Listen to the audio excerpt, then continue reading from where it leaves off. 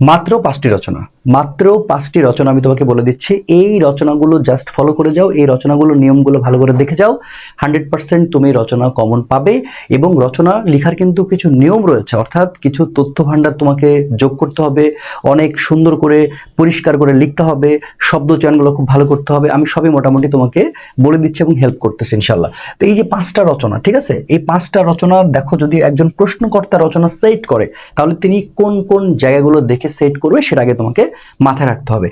রচনা এখন আসলে তুমি কম পাবা কোন কোন পয়েন্টের উপর বেস করে। দেখো, কিছু পয়েন্টের উপর বেস করে তুমি রচনা অনায়াসে কমন পেয়ে যাবে। যেমন দেখো, প্রথম হচ্ছে যে পয়েন্টটা নিয়ে কথা বলবো সেটা হচ্ছে বাংলাদেশের ইতিহাস সম্পর্কিত।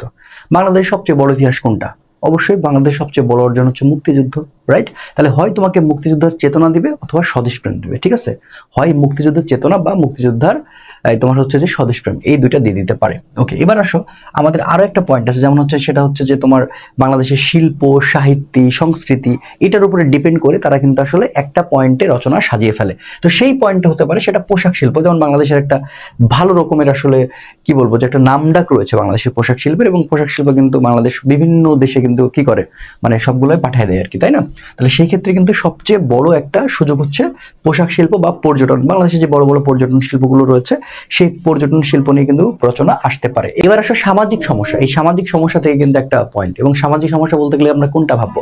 সামাজিক সমস্যা বলতে আসলে বোঝাচ্ছে যে দেখো, যেমন সবচেয়ে বড় সমস্যা এমনকি মাদক, আর সবচেয়ে বড় জাতীয় সমস্যা কি? দুর্নীতি।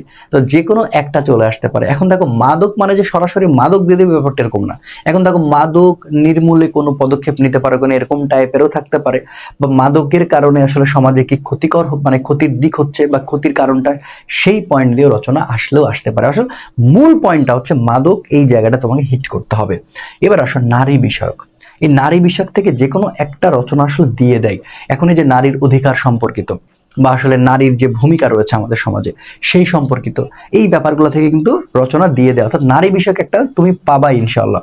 এবার আসো বিজ্ঞান বিষয়ক। এখন এই বিজ্ঞান বিষয়টা তো ছোটবেলা থেকে তুমি পড়ে আসতেছো, আমার মনে হয় না আর কিছু বলা দরকার আছে। হ্যাঁ, কৃষি ক্ষেত্রে বিজ্ঞান, চিকিৎসা ক্ষেত্রে বিজ্ঞান, হ্যাঁ, আধুনিক ক্ষেত্রে আসলে বিজ্ঞান, বা এই যে বিষয়গুলো, মানে যত রকম বিজ্ঞান রয়েছে, যে হ্যাঁ, এই জিনিসগুলো কিন্তু আমার কৃষি ক্ষেত্রে বিজ্ঞান, তো এই জিনিসগুলো নিয়ে আমার মনে হয় কথা বলতে হবে। তো বিজ্ঞান বিষয়ক যে কোনো একটা রচনা তুমি দেখে যাবা, তাহলে দেখবা 100% তুমি কমন পেয়ে যাচ্ছ। এখন আসো, রচনা তুমি কিভাবে লিখবা। রচনা লেখার জন্য তো কিছু নিয়ম কানুন রয়েছে। তুমি হুদাই একটা রচনার মধ্যে কিভাবে তুমি 17 থেকে 18 মার্ক ক্যারি করতে পারবা। যদি তুমি 17 থেকে 18 মার্ক ক্যারি করতে পারো, তোমার নাম্বারটা কিন্তু সুন্দর করে আরো একটা ভালো অনন্য উচ্চতায় চলে যাবে।